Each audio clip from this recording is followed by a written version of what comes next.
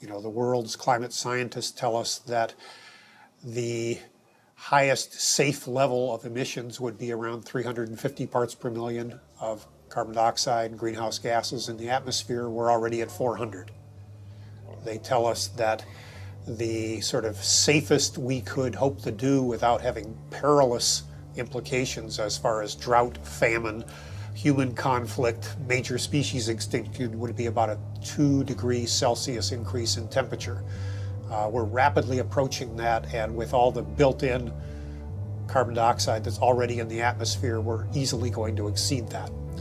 So on our watch, we are facing the next major extinction of species on the Earth that we haven't seen since the time of the dinosaurs disappearing.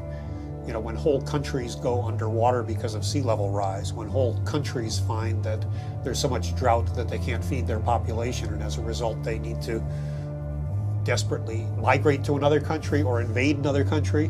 I mean, we're going to have climate wars in the future. The Post sent me to a report online published by the United Nations stating that cows produce more greenhouse gases than the entire transportation sector. This means that raising cattle produces more greenhouse gases than all cars, trucks, trains, boats, planes combined, 13% compared to 18% for livestock. This is because cows produce a substantial amount of methane from their digestive process. Methane gas from livestock is 25 to 100 times more destructive than carbon dioxide from vehicles. Hydraulic fracturing for natural gas uses an incredible amount of water. A staggering 100 billion gallons of water is used every year in the United States. But when I compared this with animal agriculture, raising livestock just in the US consumes 34 trillion gallons of water. And it turns out the methane emissions from both industries are nearly equal. I found out that 1/4 pound hamburger requires over 660 gallons of water to produce. Here I've been taking these short showers trying to save water, and to find out just eating one hamburger is the equivalent of showering 2 entire months. So much attention is given to lowering our home water use, yet domestic water use is only 5% of what is consumed in the US versus 55% for animal agriculture. That's because it takes upwards of 2,500 gallons of water to produce 1 pound of beef.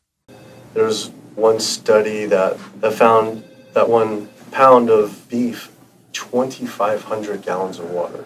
Yeah.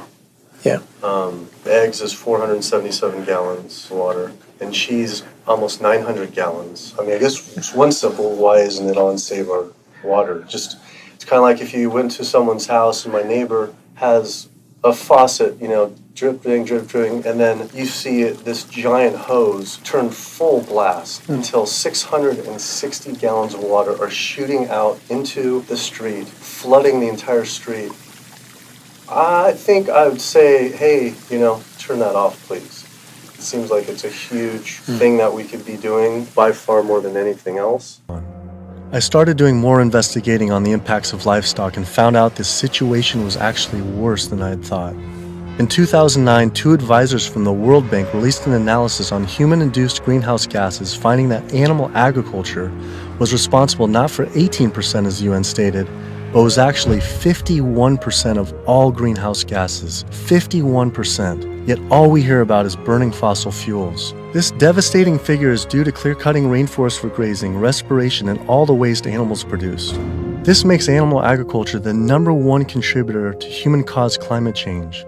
But not only that, I found out raising animals for food consumes 1/3 of all the planet's fresh water, occupies up to 45% of the Earth's land, is responsible for up to 91% of Amazon destruction, is a leading cause of species extinction, ocean dead zones, and habitat destruction. Yet, the world's largest environmental groups that are supposed to be saving our world didn't mention this anywhere. So my calculations are that without using any gas or oil or fuel ever again from this day forward, that we would still exceed our maximum carbon equivalent greenhouse gas emissions, the 565 gigatons, by the year 2030, without the electricity sector even, or energy sector even factored in the equation, all simply by raising and eating livestock. If you reduce the amount of methane emissions, the level in the atmosphere goes down fairly quickly. within decades, as opposed to CO2. If you reduce the emissions to the atmosphere, you don't really see a signal in the atmosphere for 100 years or so. The single largest contributor to every known environmental ill known to humankind: deforestation, land use, water scarcity, the destabilization of communities, world hunger.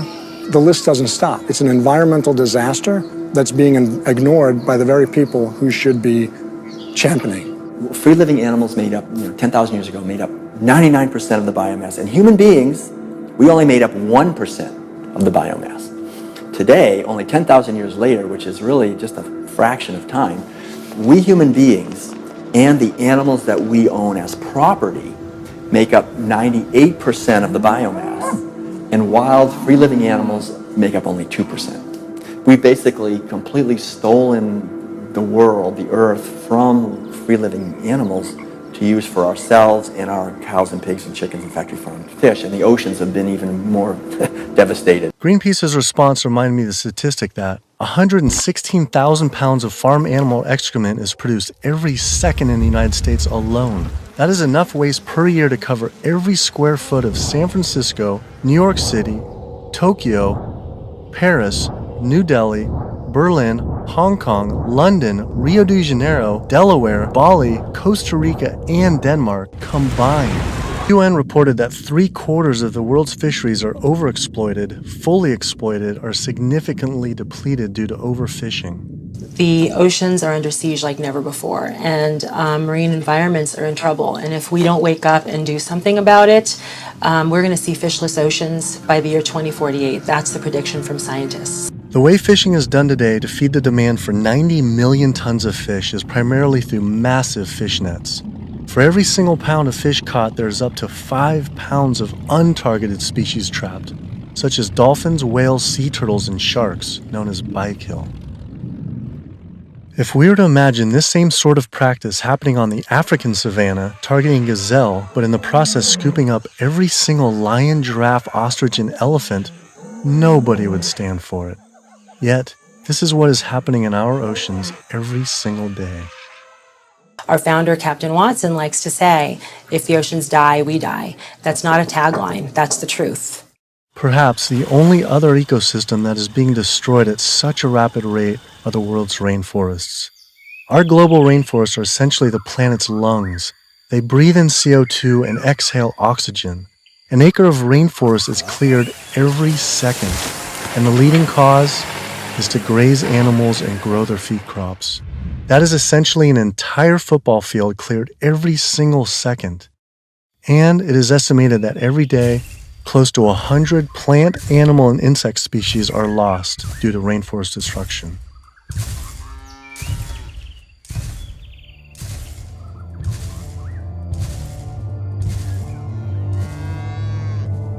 Palm oil plantations are causing tremendous deforestation in the Indonesian rainforest. It is estimated that palm oil is responsible for 26 million acres being cleared, though, compared to livestock and their feed crops, they were responsible for 136 million acres of rainforest lost to date. The Kierkegaard model of raising animals, which requires 4,500 acres producing 80,000 pounds of meat. The average American eats 209 pounds of meat per year. If that was all grass-fed beef, only 382 people could be fed on their land. That equates to 11.7 acres per person times 314 million Americans, which equals 3.7 billion acres of grazing land. Unfortunately, there are only 1.9 billion acres in the U.S.'s lower 48 states. Currently, nearly half of all United States land is already dedicated to animal agriculture. If we were to switch over to grass-fed beef, it would require clearing every square inch of the United States, up into Canada, all of Central America, and well into South America. And this is just to feed the United States' demand on meat. But that figure doesn't even take into consideration that much of that land isn't suited to graze livestock. We would have to convert all mountain ranges to grassland, clear ancient forests and national parks to grazing, and demolish every city just to make room to graze cows. Just like Brazil, the United States isn't suited to meet the demands for meat. Turns out, due to land use, grass-fed beef is more unsustainable than even factory farming. I had to come to terms with the fact there was no way to sustainably raise enough animals to feed the world's current demand on meat, and had my doubts on dairy as well. But I did want to talk with a premier organic dairy company to see if they believe their product was sustainable for the world's population. But the demand on dairy-based protein in the world is only going to increase. And there's not enough land on the planet to do this type of dairying around the world. It's just the environment is not going to be that way. The land's not there. So I guess on a global scale, a conclusion would be dairy is not sustainable. Unless we start digging up houses and putting pastures back. How could cow's milk be sustainable? For when 1 gallon of milk, it takes upwards of 1,000 gallons of water to produce. When you really look at who's benefiting and who's lobbied for this system of agriculture, it's the largest food producers in the country and the largest meat producers. And once they become so large and wealthy, then they can dictate the federal policies around producing food because they have so much political power. The animal agriculture industry is one of the most powerful industries on the planet. I think most people in this country are aware of the influence of money and industry on politics, and we really see that clearly on display with this industry in particular. Most people would be shocked to learn that animal rights and environmental activists are the #1 domestic terrorism threat, according to the FBI. Some people would say the problem isn't really animal agriculture, but actually human overpopulation. In 1812, there were 1 billion people on the planet. In 1912, there were 1.5 billion. Then, just 100 years later, our population exploded to 7 billion humans. This number is rightly given a great deal of attention, but an even more important figure when determining world population is the world's 70 billion farm animals humans raise. The human population drinks 5.2 billion gallons of water every day and eats 21 billion pounds of food. But just the world's 1.5 billion cows alone drink 45 billion gallons of water every day and eat 135 billion pounds of food. This isn't so much a human population issue, it's a human eating animals population issue. Environmental organizations not addressing this is like health organizations trying to stop lung cancer without addressing cigarette smoking. But instead of secondhand smoking, it's secondhand eating, which affects the entire planet. We're growing enough food right now in the world to feed between 12 and 15 billion people. We only have 7 billion people. We have roughly 1 billion people starving every single day. Worldwide, 50% of the grain and legumes that we're growing, we're feeding to animals. So they're eating huge amounts of grain and legumes. And in the United States, it's more like closer to 70, 80, depending on which grain it is, about 90% of the soybean. 82% of the world's starving children live in countries where food is fed to animals in the livestock systems that are then killed and eaten by more well-off individuals in developed countries. Is it even possible to be a healthy vegetarian or vegan? Is it possible to be a healthy vegetarian or vegan?